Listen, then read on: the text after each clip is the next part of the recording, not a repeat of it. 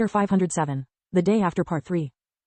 As joy overwhelmed Solus, she couldn't help but wonder what would have happened if she had made her move before Camilla did. Solus was hurt and so was Lith. Maybe it could have been the right time to reveal him her human form. Maybe, by sharing their weaknesses they could have grown closer and stronger. Unfortunately, happiness was but a temporary respite before her wounds ached again. Their bond made them experience each other's suffering. The combined emotional pain was unbearable to her. I need some time to understand how much of what I'm feeling is because of him and how much it's because of me, she thought as Lith brought her back to the Monogyzer near Lucia. In her tower form, Solus could remain separated from Lith for a prolonged time without any of her abilities being diminished. As soon as he left, Solus asked Tista to join her. In the past, Scarlet had told them that Lith was corrupting Solus. Back then, she had given no importance to those words. After what had happened with the wargs, she needed time, distance, and a friend to make sure that they didn't hold any truth. House Erna's Grand Duchy. Journey's birthday was nearing and the entire household was busy with the preparations. Usually she would keep things simple, making it a social event of small importance. Her job as a royal constable coupled with her personality didn't make her very amiable. The events in Othar, however, had forced her hand. The crown had decided to award Journey for her services during the celebration, using her as an example for the other ancient noble households. This made her guest list much longer than usual and not limited only to her closest friends and family members. It was the reason why she had recalled home all of her children and invited most of Lith's family. Aside from her eldest son, Gunyan, who would inherit the title of Duke in case anything happened to his parents, everyone else hadn't attended to a real social event in years. After finishing the academy, Kyla had been working in the light department of the White Griffin. After a couple of failed attempts as an adventurer, she was usually too busy with her research to take part in any non-mandatory celebration. Becoming a professor without solid achievements was impossible. After realizing she wasn't a fighter material, Kyla was resigned to obtain that role by contributing to expand the magical knowledge of the kingdom. That kind of discoveries required time and effort. Kyla was also determined to having a family of her own, so between her research and her social life she didn't have much free time left. Journey missed her, but at the same time was really happy that Kyla had overcome her trauma and managed to live independently. Also, she seemed to have the most successful romantic life among her sisters. Are you finally going to introduce to me this boyfriend of yours? Journey asked while the butler served tea and pastries as the entire family was taking a break in the living room. She already knew everything about him. She had performed a full background check the moment Kyla had mentioned him twice.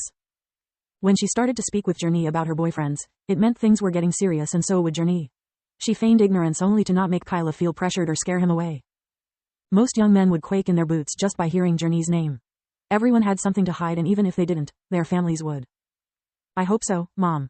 Kyla sighed. Time and her adoptive parents' loving care had turned the skinny and child-looking small girl into a pretty young woman. She was now 1.65 meters, 5 feet 5 inches, tall with long brown hair with shades of silver which proved her affinity for light magic. I really like Anathor, but I'm starting to fear he doesn't feel the same. Either that or he has something to hide, which would be even worse. He's making too much of a fuss about meeting you and Dad. It's suspicious. My thoughts exactly. Journey inwardly nodded. Don't worry, dear, maybe he is just shy or he doesn't feel yet ready to marry. She actually said, not wanting to sound paranoid. Yet she was proud of her daughter not letting her feelings preventing her from using her brain. For a noble, meeting the parents is a big step forward.